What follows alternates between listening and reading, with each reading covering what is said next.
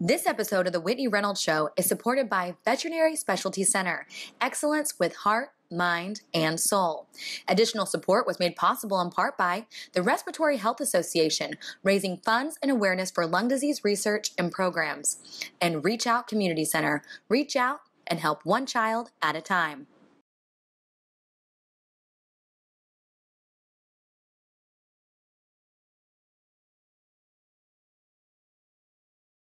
Hi, my name is Moria Mako, and I'm the #1 cookie seller for our Service Council. And I have 3 tips for anyone who's becoming an entrepreneur. 1, have a great personality. 2, do not get mad at a customer who's taking forever. You will lose sales. And 3, have fun no matter what. Thank you, and have a good day. Hi, I'm Whitney Reynolds, and today we're talking about a new wave of women. Today's guests radiate poise, hard work, and tenacity. These women are entrepreneurs, and they are rocking and rolling, even with high heels on. Let's take a look.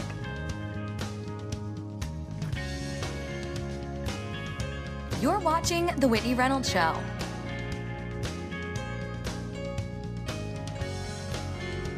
Marlo Thomas is that girl, author, philanthropist, actress, and much more. She opens up about her new book about empowerment and entrepreneurship. I'm here with Marlo Thomas, known as That Girl, but you are much more than that, Marlo. You have a new book out, and today's show is all about woman entrepreneurship. And really, you love women and love speaking to women and telling them they can do anything. They can. They absolutely can. And what's great about this book, there's 60 stories of women who started over. And some of them started over from really zero. You know, they laid off at a job, or their husband died, or they got a divorce, and they didn't know how to take care of themselves, and they had to really start over. And it's exciting because women know, I mean, I've learned from talking to these women, if you have a big dream, that's great, but you have to work small to get there. That's what I noticed that. That was one of the things I was going to bring out, because I love that you say dream big, but start small. Right. So what are some examples of starting small that you would say? Well, first up, maybe make a phone call to somebody in the area that you want to work and get some advice, or ask them to introduce you to another person that you could talk to, or maybe get an internship at an office where you'd like to work. You know, we think of interns as people in their 20s, but you can intern at any age. People would love to hire you for nothing. There's no problem there. Or learn a new skill set, or go back to school. Take a class in something that you want to do. In other words, you've got to invest your time, yourself, your life, your money, everything into going after your dream. What if someone can't figure out what their dream is? Well, they have to. You know, in other words, if you want to get, there's an old saying, if you don't know where you're going, any road will take you there. You've got to really know what you want to do. So what is that thing? And everybody kind of knows in the back of their mind, oh, I wish that I could paint, or I would really love to travel. So one woman who loved to travel started a whole travelogue on the web. You know, finding the things you love to do and then putting that into making that a living for yourself. A couple of the stories are women that valued what they did and tried to make a living from that. One woman made great caramels, and her friends all loved them, and she was broke. So she made a lot of caramels, and she put them in different people's offices, on their desks, this legal office, and left a card. And she got a call within a few days, oh, we love these caramels, would you bring some more? And she said, yeah, but this time you have to pay for them.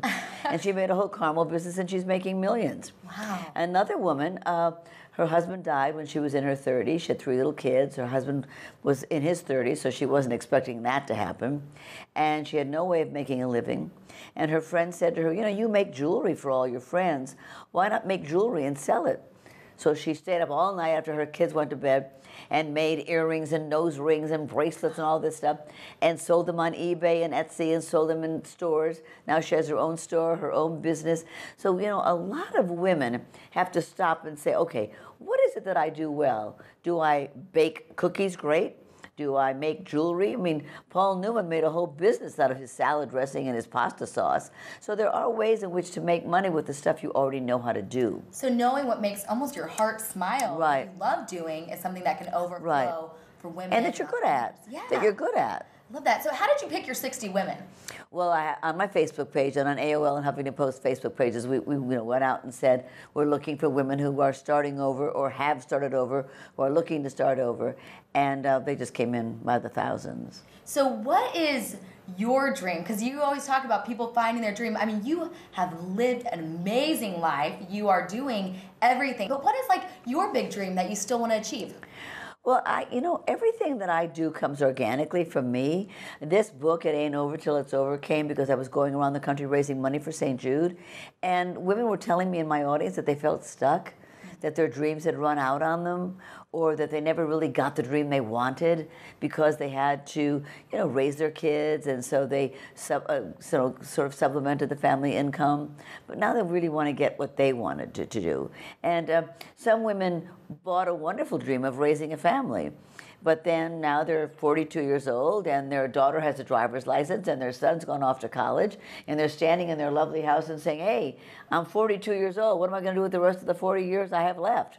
So there's all these different ways in which women need to come back, whether the dream ran out, whether they got laid off, their husband died, they got a divorce, or they put their own dream on hold. Now is the time when they hit 40 to say, okay, now I'm going to go for it. Well, it ain't over until it's over. Right. I love that. And so for all you women at home, that is truly amazing. And that's a story that we should all live by. That's right. Thank you so much, Marlo. Thank you. Our next guest is interior designer Meg Caswell. She creates gorgeous spaces for homeowners and is able to transform dull and boring rooms into star-studded kitchens and living spaces. She was on season 6 of Design Star and joins us here today. Meg, welcome to the show. Thanks for having me. Tell us about what you did with HGTV, because you've been doing it all. Well, I started with Design Star, which is the reality competition where you go and live with a bunch of other designers as you compete against each other to win your own TV show on HGTV. So that's where it all started. How did you sign up for that? Did you just see it and say, I'm perfect for that, I'm a great interior designer? Actually, it's a funny story. I had been telling people that I wanted to be on TV for quite a while, but I had no idea how I was going to do it, what kind of show it was going to be, and finally a client said, why don't you try out for Design Star? And a light bulb went off in my head, and I thought, that would be a really easy way to get on TV. And of course, it was like the hardest thing I've ever done. But the next day I walked into my store and I opened up the email, and there was HGTV saying they were coming to town and they were doing an open casting call, and I went. And you went and you won. 8. So then you did 2 years of your own show. I did. I did 2 seasons of Meg's Great Rooms, which was filmed all over Chicago. It was so much fun because I was able to come back and actually do a design show based around my design business that I had already established in Chicago.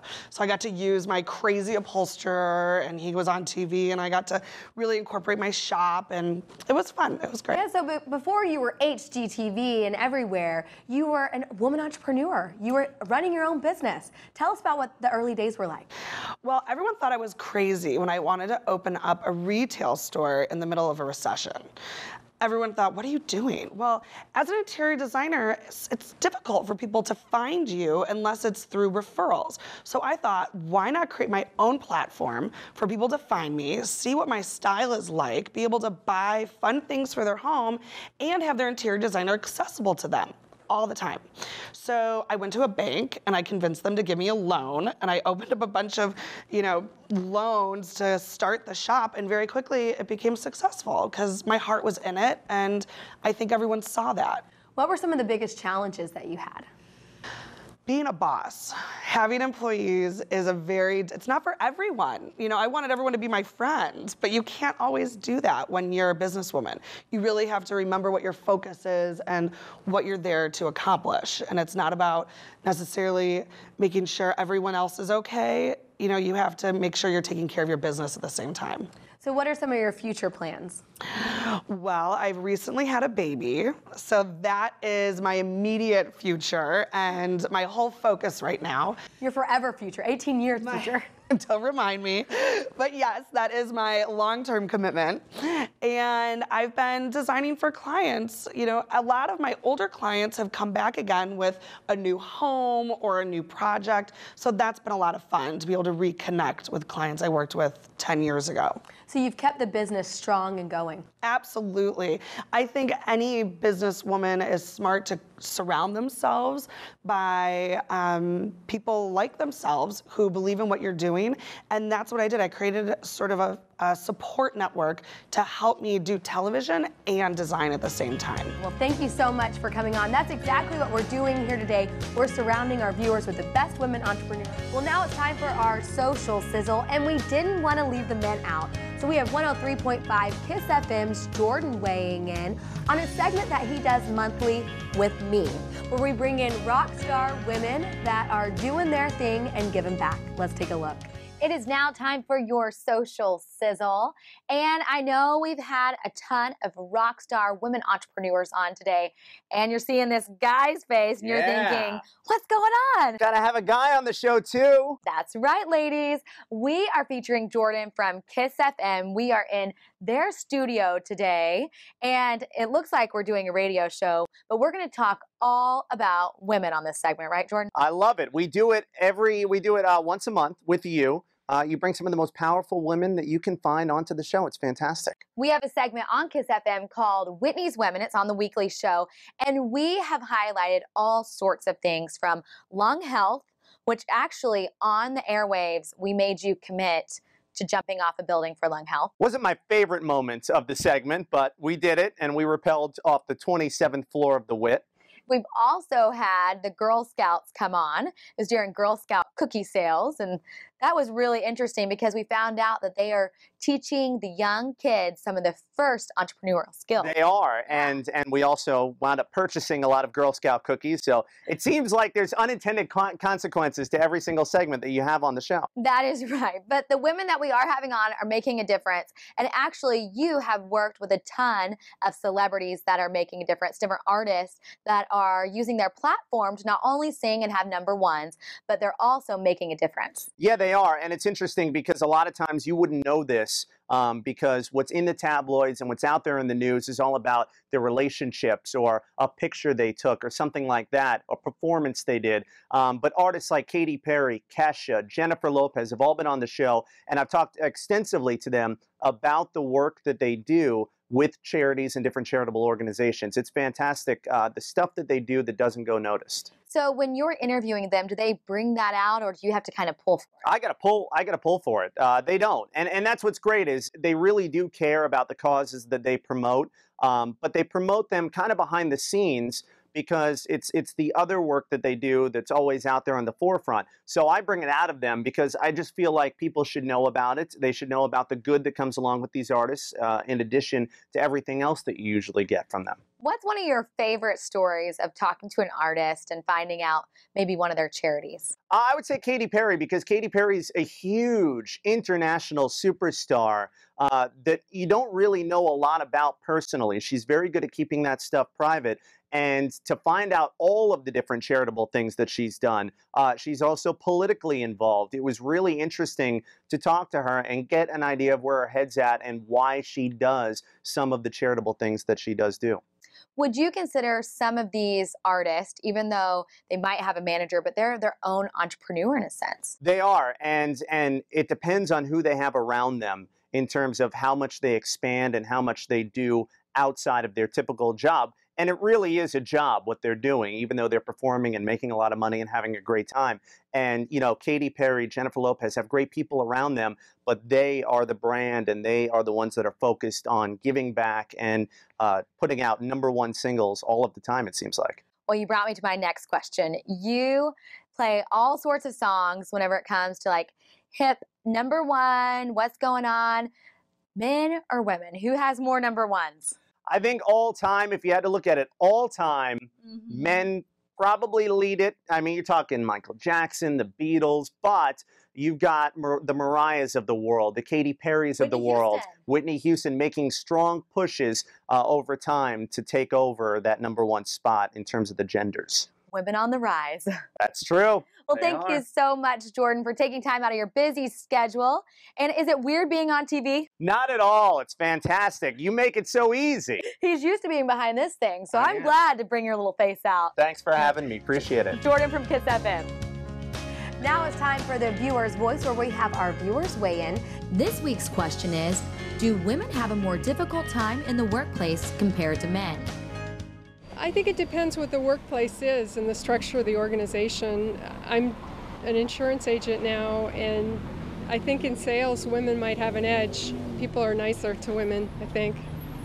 From what I hear from my friends, yes. I don't work in the corporate world.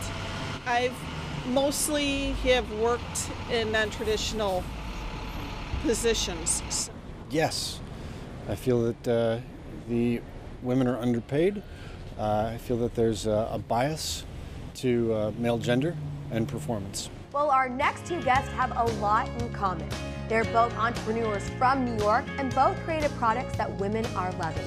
Up first, we have Emmy Mack with Emmy Mack Shoes, where she combines creativity and comfort. Let's take a look. I would pull all my mother's shoes out of her closet, all my grandmother's shoes out of her closet, and walk around in their shoes.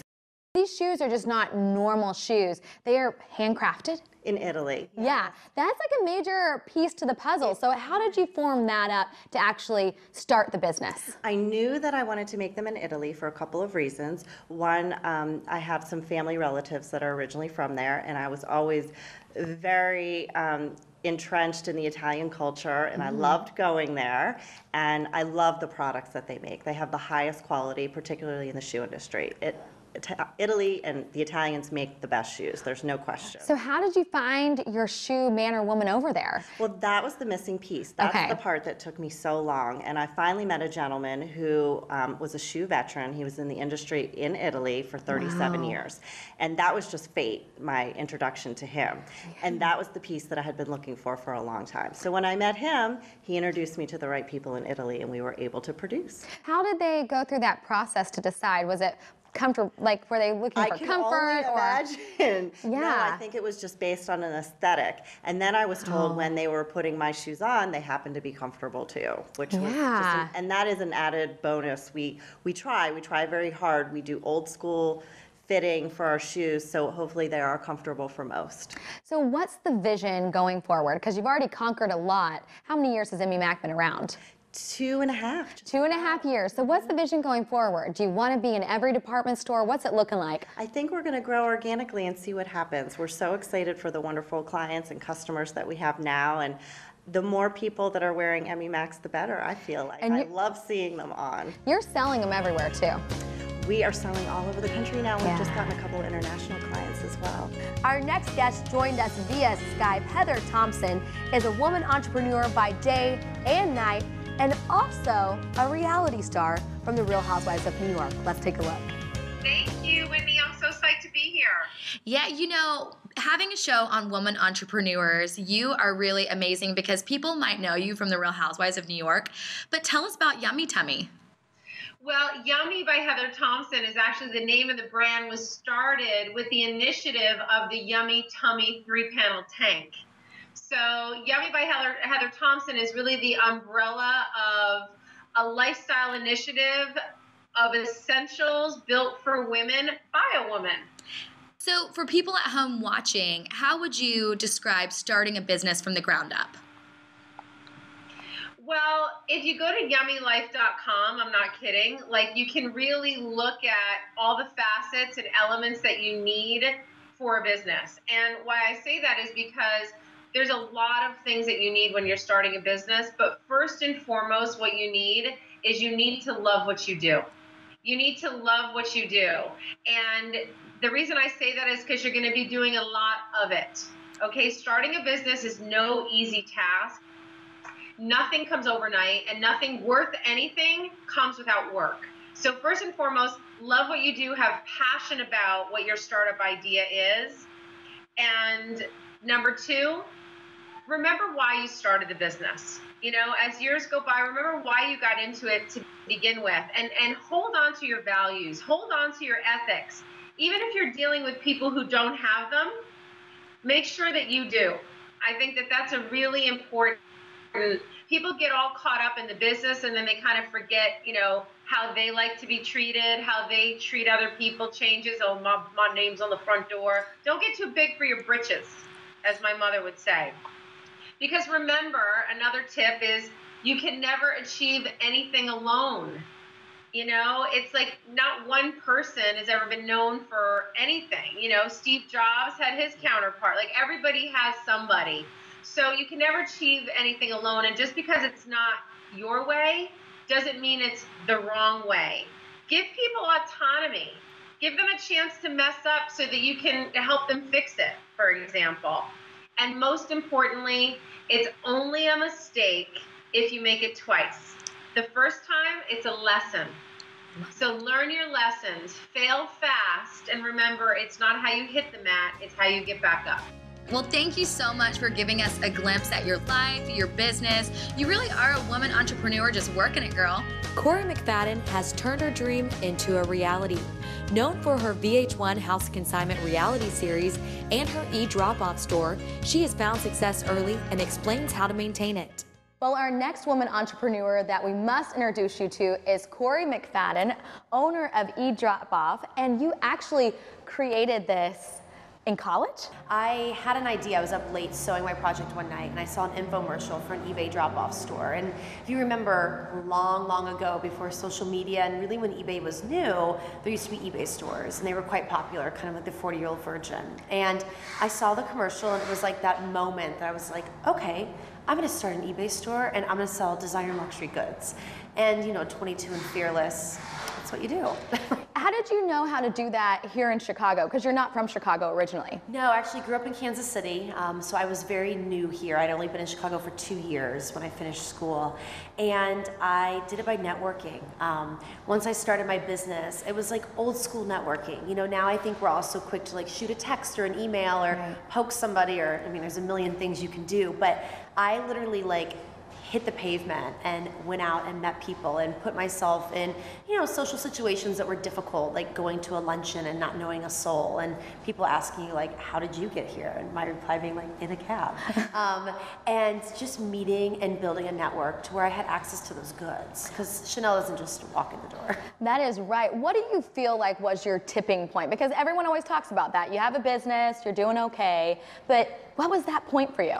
You know, it's been interesting. Like, I don't know if I've really had like a tipping point. Like, I've always known that this is something that works and something that people need. And I've just grown the business and scaled it really as I've learned and as the business has naturally evolved. And so, you know, I went from a store on Clark Street of 600 square feet with like brightly painted primary walls to now, you know, we've got 2 locations. The location we're sitting in right now in Lincoln Park, like, you know, we redid the whole entire business in a way that's luxury, and you feel like, you know, if you go from Barney's to pick up your kids from school, it's not an interruption to your day. I mean, people used to think consignment like dark and dingy and like drop your goods off and like run out, and I wanted to reinvent that process as a whole. So, you know, we just keep growing, and I don't know that I've really kind of hit that. I just feel like I'm on the right path. I like what you're saying. So one thing that a lot of business owners I've heard, they kind of beat themselves up because they haven't solved it right away. And I like what you were saying. It's a process. You started in a much smaller space with a whole different look, and now you transformed into this. I mean, this is gorgeous. I mean, we all have a vision, you know. I think it's kind of almost like dating. Like, you kind of visualize that guy that you want to end up with, this fabulous man, but you go through like a lot before you get there. And you kind of learn what works and what doesn't and kind of what you need. And it's the same thing with business. Like, I've figured it out, and it's a process that, you know, we're selling over 2,000 unique items a week. That's a lot of work that goes into that. And so creating a streamlined process that works and troubleshooting and getting to learn to know your clients and your buyers, and there's so many elements that, you know, I feel like now we've built such a strong foundation. It's something that's scalable on a larger level. But it takes a lot of work, and we all want like the best of the best in the beginning, but you gotta work to get there, and you gotta do a lot of things that maybe you don't wanna do. Corey, thanks for having us in the shop. It is gorgeous. Thanks. And you've accomplished so much. Oh, I appreciate it. Thanks. Just do what you like. I always say, why dream with your eyes shut? And today's guest proved that you can dream with your eyes wide open. So cheers to you women at home and on the set today. Be proud, be loud, and be women entrepreneurs. For more information on today's show, go to WhitneyReynolds.com.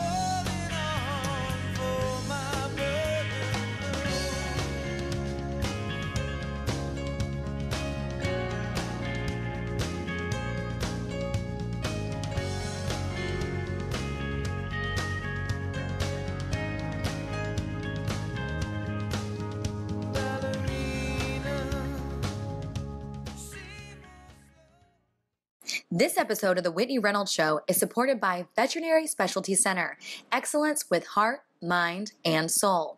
Additional support was made possible in part by the Respiratory Health Association, raising funds and awareness for lung disease research and programs, and Reach Out Community Center. Reach out and help one child at a time.